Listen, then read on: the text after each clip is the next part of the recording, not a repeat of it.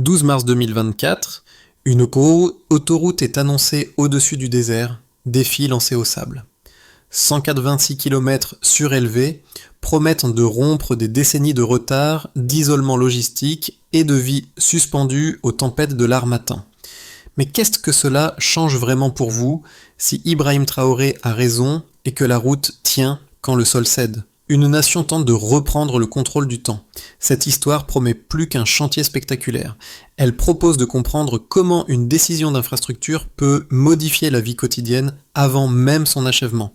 Le bénéfice annoncé est simple, rendre le temps plus fiable pour ceux qui dépendent de la route. Derrière cette promesse, l'enjeu est immédiat, presque intime, car chaque retard cumulé se transforme en coût, en stress ou en renoncement.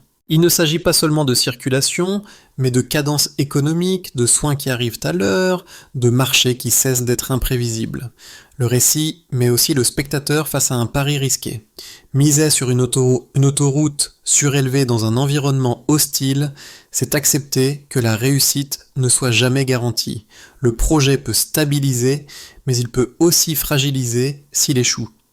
Cette tension structure tout ce qui suit, entre espoir mesurable et vulnérabilité réelle. Ce qui sera observé, ce ne sont pas des discours, mais des effets concrets, perceptibles, parfois contradictoires. La question centrale devient alors claire. À quel moment une promesse technique commence-t-elle à produire une confiance durable, et à quel moment se retourne-t-elle contre ceux qui y ont cru ? En quelques mois, un chiffre a déplacé le débat. Jusqu'à 37% de baisse annoncée des coûts de transport avant même l'achèvement total. Cette donnée circule tôt dans le récit et agit comme une mini-révélation, car elle suggère un effet réel avant la fin du chantier. Elle sert de point d'entrée pour comprendre pourquoi le projet ne se joue pas seulement sur des plans d'ingénieurs, mais sur une dynamique déjà ressentie. Dans ce cadre, Ibrahim Traoré apparaît dès le départ comme celui qui engage sa crédibilité sur des effets mesurables, pas uniquement sur une vision. Pour saisir la portée de cette annonce, il faut revenir au contexte logistique du pays. Le Burkina Faso est décrit comme prisonnier d'un piège horizontal. Des routes au sol régulièrement avalées par le sable, des convois immobilisés, des provinces coupées pendant des jours, parfois des semaines. Entre 2017 et 2023, les retards s'accumulent et deviennent structurels. Le récit insiste sur la matérialité du problème, des couches de sable épaisses, des véhicules bloqués, des médicaments et du carburant qui arrivent trop tard. Dans cette situation, l'économie ne perd pas seulement du temps, elle perd de la prévisibilité. C'est là que la proposition prend sens. Plutôt que de lutter latéralement contre l'ensablement, le projet parie sur une réponse verticale. Passer au-dessus. L'autoroute surélevée est présentée comme un moyen de rendre le transport continu indépendamment des saisons. Ibrahim Traoré formule alors le pari central. Si la circulation cesse d'être une loterie climatique, la confiance peut revenir, même progressivement. Cette mini-révélation chiffrée ne clôt pourtant rien. Elle ouvre une dette de curiosité. Une baisse de coût avant la fin du chantier interroge immédiatement sa durabilité. Est-ce un effet ponctuel, lié à des segments temporaires ou le signe d'un basculement plus profond ? Le récit prépare ainsi la suite, comprendre comment un projet encore exposé aux tempêtes commence malgré tout à produire des changements tangibles et pourquoi ces premiers signaux deviennent à la fois un argument de défense et une cible pour les critiques. À ce stade du récit, le projet quitte le registre des plans et des annonces pour entrer dans celui des usages naissants. Il se donne à voir à travers des personnages relais situés entre la décision politique et la vie ordinaire. Les ouvriers du chantier forment le premier de ces indicateurs. Leurs journées commencent avant l'aube, leurs horaires sont déplacés pour contourner la chaleur et leurs gestes s'adaptent au vent chargé de sable. Cette organisation contrainte ne relève pas de l'héroïsme, mais d'une logique simple. Maintenir la continuité malgré des conditions hostiles. Le chantier qui ne s'arrête pas devient un signal en soi. Autour de ce noyau technique, les effets se diffusent lentement. Sur certains marchés, des commerçants accrochent des visuels de la voie surélevée à côté des étals. Le geste n'est pas idéologique. Il traduit une attente pragmatique, des livraisons plus régulières, des stocks moins aléatoires, une meilleure capacité à fixer des prix sans craindre la rupture soudaine. Dans les zones septentrionales, des chauffeurs intègrent déjà l'idée d'un passage hors du sable dans leur manière de parler des trajets, comme si le risque changeait de nature avant même d'avoir disparu. Un autre relais discret apparaît dans les médias locaux. Des radios diffusent des témoignages d'ingénieurs et de techniciens décrivant des nuits courtes et des contrôles répétés pendant les épisodes climatiques les plus durs. Ces récits déplacent la perception de l'infrastructure. Elle cesse d'être une abstraction et devient un effort collectif, organisé, rythmé par des contraintes mesurables. Dans ce contexte, la venue d'Ibrahim Traoré sur le site est racontée comme un moment d'alignement plutôt que de démonstration. Rien de tout cela ne garantit le succès final. Mais ces signaux précoces indiquent que des comportements changent déjà.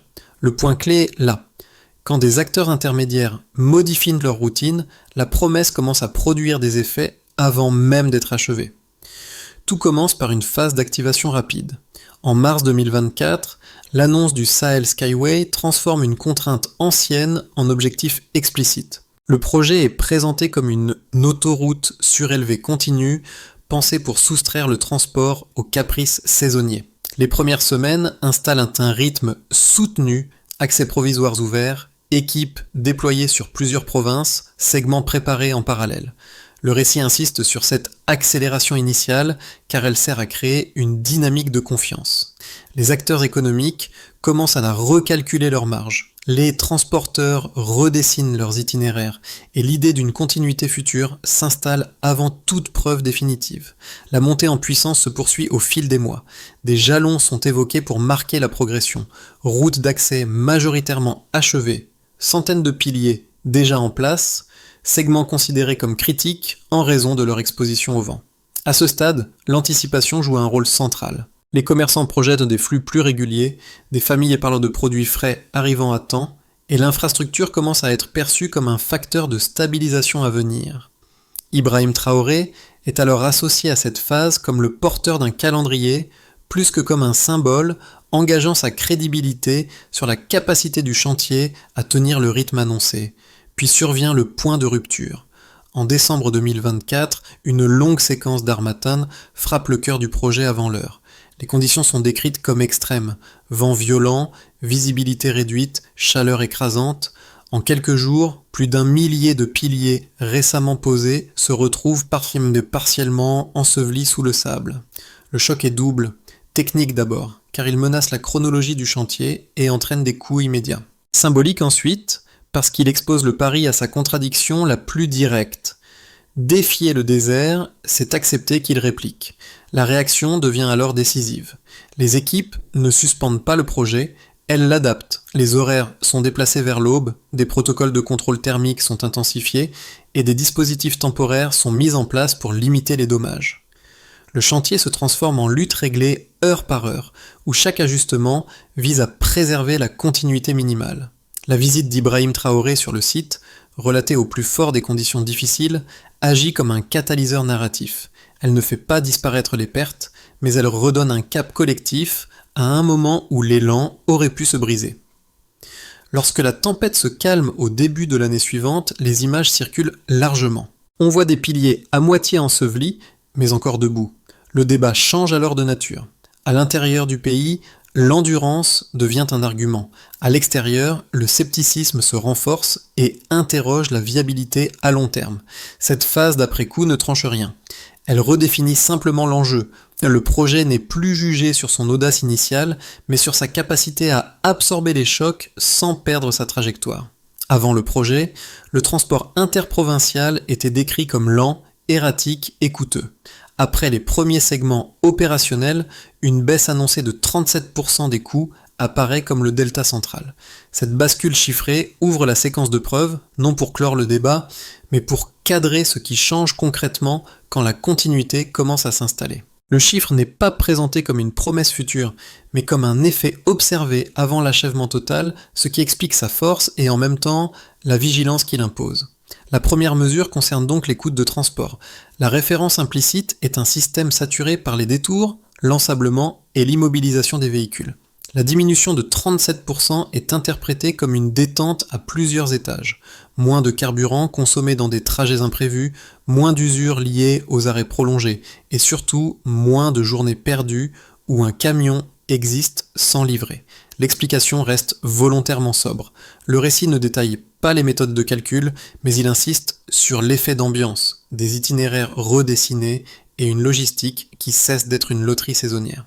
En ce sens, le chiffre sert moins à impressionner qu'à signaler une rupture de cadence. La deuxième mesure touche le panier quotidien. Les prix moyens des aliments de base sont décrits comme ayant reculé dans une fourchette de 11% à 18%. L'écart est large, ce qui invite à la prudence, mais la direction est nette. L'interprétation proposée est simple et limitée. Une plus grande régularité des arrivages réduit la pression de la rareté. Là où les ruptures gonflèrent les marges par anticipation, la stabilité rogne ces marges sans promettre une abondance soudaine. Le texte insiste sur ce point pour éviter l'exagération. Il ne s'agit pas d'un miracle inflationniste, mais d'un relâchement progressif de la tension sur les étals perceptible par les ménages. La troisième mesure élargit l'échelle sans quitter le terrain du vécu. Plus de 96 000 ménages sont décrits comme bénéficiant d'un accès routier plus fiable aux circuits commerciaux régionaux. Le mot-clé est « fiable ». Il ne signifie pas seulement plus rapide, mais moins interrompu. Cette distinction est centrale, car elle relie le chiffre à des scènes concrètes. Livraison médicale plus continue, pénurie de carburant plus rare, produits frais arrivant avant de se perdre. Le récit ne transforme pas ces images en audits, mais il les utilise pour donner chair à une donnée qui, autrement, resterait abstraite. Pris ensemble, ces trois indicateurs dessinent une logique cohérente. La baisse des coûts libère de la marge, la détente des prix soulage le quotidien, et l'accès fiable élargit l'horizon de planification. Ibrahim Traoré apparaît ici comme le garant politique de cette lecture chiffrée, non parce qu'il en maîtrise chaque détail, mais parce qu'il accepte que ces nombres deviennent des critères de jugement. La prudence reste cependant de mise. Ces effets sont décrits comme précoces, partiels et exposés aux aléas climatiques et techniques. La force de cette séquence ne tient donc pas à la certitude, mais à la mesurabilité. Les chiffres avancent une hypothèse testable. Si la continuité se maintient, les gains se consolident. Si elle se fragilise, ils s'érodent. C'est sur cette condition que la preuve quantitative cesse d'être un argument et devient un outil de suivi. Les objections les plus sérieuses ne commencent pas par le climat, mais par l'argent. Un projet chiffré à plusieurs milliards dans un pays aux ressources contraintes ressemble, pour ses critiques, à un pari capable de déséquilibrer durablement les finances publiques. Même en cas de réussite technique avance-t-il, le service de la dette, la maintenance d'une infrastructure exposée et les coûts imprévus pourraient rogner des budgets essentiels. Dans cette lecture, le risque n'est pas seulement l'échec, mais une réussite trop coûteuse pour être soutenable. Un second argument porte sur la sécurité et la protection de l'actif. Un corridor surélevé, visible et stratégique concentrerait l'attention et deviendrait une cible potentielle dans un environnement régional décrit comme instable. Là où des routes classiques se dispersent, une autoroute aérienne centralise les flux. Pour les opposants, cette concentration accroît la vulnérabilité. Une interruption ponctuelle pourrait avoir des effets disproportionnés sur l'économie et l'approvisionnement. La troisième critique est plus politique. Elle affirme que le projet pourrait fonctionner comme un théâtre, un méga chantier destiné à consolider une autorité et à polariser le pays autour d'un symbole. Dans ce cadre, l'infrastructure serait jugée moins sur son efficacité que sur sa capacité à produire de l'adhésion, au risque de détourner l'investissement d'actions moins visibles mais plus diffuses. Ces arguments ne sont pas caricaturaux, et le récit les traite comme tels. La réponse proposée s'organise en 3 mouvements, sans sortir du cadre factuel. D'abord, il met en balance le coût de l'inaction.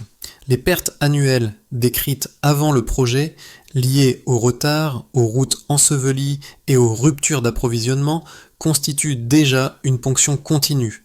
Le statu quo n'est pas neutre, il a un prix récurrent. Ensuite, le texte insiste sur des effets observés avant la fin, la baisse annoncée des coûts de transport, le recul des prix de base et l'accès plus fiable pour des dizaines de milliers de ménages sont présentés comme des signaux intermédiaires. Il ne réfute pas les critiques financières, mais il déplace la discussion du symbole vers la trajectoire mesurable. Enfin, un pivot institutionnel est mis en avant. Des débats prolongés et des projections économiques présentées par des ingénieurs introduisent une logique de contrôle et de conditionnalité. La réponse ne promet pas l'absence de risque. Elle affirme que le risque existe déjà et que le projet tente de le transformer. Ibrahim Traoré est ainsi décrit moins comme un arbitre idéologique que comme le porteur d'un choix assumé, exposé à l'épreuve du temps et des chiffres. Et là, le projet change de nature. Le basculement ne vient pas d'un discours politique, mais d'un détail technique présenté comme décisif. Un consortium national d'ingénieurs annonce une nouvelle génération de piliers à revêtement thermique réfléchissant, conçus pour réduire l'absorption de chaleur de plusieurs degrés.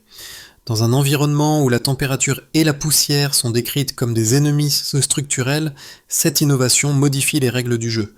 L'infrastructure n'est plus seulement une autoroute surélevée, elle devient un système adaptatif pensé pour durer. Ce point médian reconfigure la lecture du chantier. Jusqu'ici, le Sahel Skyway était jugé sur sa capacité à résister au désert. Avec cette percée, il commence à être évalué sur sa capacité à apprendre de lui. Le revêtement, identifié sous un nom de code technique, est présenté comme capable de prolonger la durée de vie des piliers et de réduire les besoins de maintenance. L'enjeu dépasse alors la simple protection du béton. Il touche à la reproductibilité. Ce qui est mis au point localement pourrait devenir un standard transférable. Dans ce moment précis, Ibrahim Traoré est repositionné dans le récit. Il n'est plus seulement l'initiateur d'un pari audacieux, mais le garant politique d'une montée en compétences nationales. Le projet cesse d'être perçu comme un symbole figé. Il devient un laboratoire où la contrainte climatique est traitée comme un problème d'ingénierie collective. Ce changement de nature n'efface pas les risques, il les redéfinit. La question n'est plus seulement de tenir face aux tempêtes, mais de transformer l'épreuve en avantage durable. Les effets du projet ne se répartissent pas de manière uniforme. Ils se lisent différemment selon les acteurs, chacun évaluant la continuité retrouvée à l'aune de ses propres contraintes. Pour l'État, l'enjeu principal est territorial. Avant le chantier, la fragmentation saisonnière était décrite comme une perte de contrôle opérationnel avec des provinces isolées et des services interrompus. La baisse des ruptures d'approvisionnement et la continuité des flux redonnent une capacité d'action plus régulière. Dans ce cadre, la logistique devient un outil de gouvernance concrète. Ibrahim Traoré est associé à cette dimension comme celui qui mise sur l'infrastructure pour transformer une vulnérabilité chronique en stabilité fonctionnelle. Du côté des entreprises, l'impact se mesure avant tout en prévisibilité. Une réduction marquée des retards régionaux change la nature des décisions économiques. Les transporteurs ne cherchent plus seulement à contourner le risque, ils peuvent planifier. Cette prévisibilité se traduit en marge mieux maîtrisée, en contrats plus fiables et en investissements localisés le long du corridor. Le récit évoque déjà des acteurs qui acquièrent des terrains près des futures bretelles, pariant sur l'émergence de zones industrielles. Ici, l'autoroute ne raccourcit pas seulement les trajets, elle redessine les cartes mentales du commerce. Pour les habitants, les conséquences sont plus immédiates et plus sensibles. La baisse des coûts de transport et le recul des prix de base modifient donc le quotidien sans passer par des discours macroéconomiques. Quand les produits arrivent plus régulièrement, le panier cesse d'être une variable imprévisible. Cette stabilité permet de planifier, même modestement, des dépenses ou des stocks. Le récit insiste aussi sur la santé. Un exemple revient comme un marqueur fort, un trajet d'ambulance raccourci de plusieurs dizaines de minutes grâce à une continuité temporaire. Sans généraliser, cette scène suggère que la logistique peut devenir une condition de survie, pas seulement de confort. À l'échelle régionale, enfin, l'effet dépasse les frontières nationales. Le projet est perçu à la fois comme un symbole d'indépendance et comme une proposition technique. Des gouvernements voisins demandent des présentations sur le design surélevé et sur les solutions développées face à la chaleur et au sable. Cette curiosité transforme l'infrastructure en levier d'influence douce. Le pays n'exporte pas encore un modèle achevé, mais il exporte une méthode et une ambition d'adaptation. Ces 4 lectures ne convergent pas toujours. Certaines amplifient l'espoir, d'autres renforcent l'exigence. Mais ensemble, elles dessinent une conséquence centrale. La continuité logistique commence à produire des effets différenciés, mesurables et discutables. Ibrahim Traoré se retrouve ainsi jugé non sur un symbole unique, mais sur une mosaïque d'impacts qui touchent l'administration, l'économie, la vie quotidienne et la place régionale du pays. L'évolution du projet sur les prochains mois est présentée comme conditionnelle, dépendante de variables déjà identifiées, plutôt que de promesses nouvelles. Un premier scénario, dit de consolidation graduelle, repose sur la continuité technique. Les segments existants se verrouillent progressivement, les convois de tests se multiplient et l'autoroute s'approche d'un fonctionnement quasi complet. Dans cette hypothèse, les gains observés avant la fin se stabilisent. Les coûts de transport cessent de fluctuer brutalement, les prix de base restent moins volatiles et l'accès fiable pour des dizaines de milliers de ménages devient une norme plutôt qu'une exception. Ibrahim Traoré conserve alors un avantage politique tangible, fondé sur des résultats visibles, plus que sur des annonces. Un deuxième scénario envisage un effet de dépassement. Ici, la route ne se contente pas d'assurer la continuité nationale. La réduction marquée des retards régionaux commence à réorienter durablement les flux commerciaux. À cela s'ajoute la dimension technologique, les innovations développées pour résister à la chaleur et au sable modifient la perception extérieure du projet. Le pays n'est plus vu seulement comme un chantier ambitieux, mais comme un producteur de solutions adaptées au climat sahélien. Dans ce cas, l'infrastructure devient une vitrine d'ingénierie et la légitimité associée à Ibrahim Traoré dépasse le cadre intérieur. Le troisième scénario est plus contraignant. Une nouvelle séquence climatique sévère, combinée à des tensions financières ou politiques, rallonge les délais et renforce les critiques. Les coûts de maintenance augmentent, le débat budgétaire se durcit et l'image de maîtrise se fissure. Même sans effondrement, la promesse perd de sa force si la continuité se fragilise. Dans cette trajectoire, le projet reste debout, mais sous surveillance constante, et la crédibilité politique se joue dans la capacité à durer plutôt qu'à impressionner. Ces trois scénarios ne prétendent pas prédire l'avenir. Ils fournissent un cadre de lecture. Si la continuité logistique se maintient, les effets s'ancrent. Si elle se rompt, tout redevient saisonnier. C'est dans cet espace conditionnel que se joue la suite. Pour transformer une dynamique prometteuse en infrastructure durable, le récit esquisse une feuille de route pragmatique, structurée autour de responsabilités claires et de critères vérifiables. La première étape concerne le terrain immédiat. Les équipes de chantier consolident les protocoles adaptés au climat. Horaires décalés vers l'aube, contrôle thermique régulier des piliers et dispositifs de protection temporaire lors des pics de vent. L'indicateur attendu est simple, moins d'arrêts non planifiés et une réduction visible des dommages structurels après chaque épisode climatique.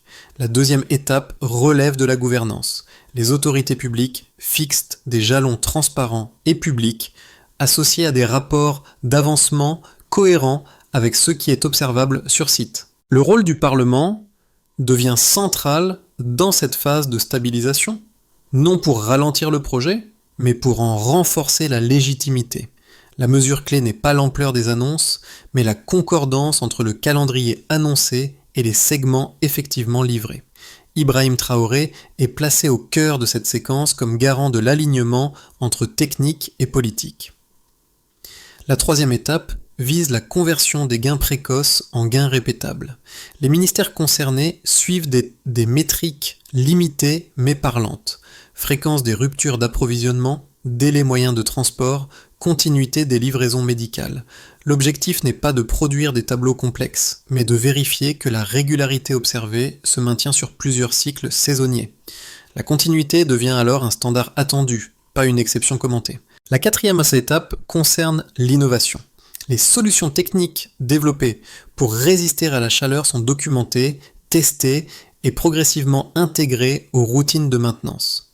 La transmission de compétences vers les équipes locales est présentée comme un levier de durabilité. Le critère de succès est une baisse des interventions lourdes et une meilleure longévité des structures exposées. Enfin, la communication est recadrée.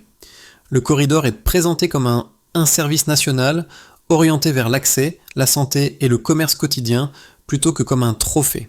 La mesure finale est sociale, une fiabilité ressentie, durable et difficile à contester. Le récit revient alors à des scènes simples, presque silencieuses, celles qui avaient servi de repère plus tôt. Sur un marché, une affiche de la voix surélevée pend encore près des étals, non comme une promesse abstraite, mais comme un calendrier implicite. Sur une route du Nord, l'inscription évoquant le passage au-dessus du sable n'est plus une bravade, mais une habitude de langage. Et à la radio, la voix fatiguée d'un ingénieur racontant des nuits trop courtes rappelle que l'infrastructure est faite de corps autant que de béton. Ces images fonctionnent comme un rappel. Elles déplacent le jugement loin des slogans et des chiffres isolés. Ce qui compte, ce n'est pas seulement d'avoir défié le désert, mais d'avoir commencé à rendre le temps plus prévisible. La continuité devient une expérience vécue, fragile, mais reconnaissable. Elle se mesure dans des attentes ajustées, dans des décisions quotidiennes qui cessent d'être dictées par l'incertitude saisonnière.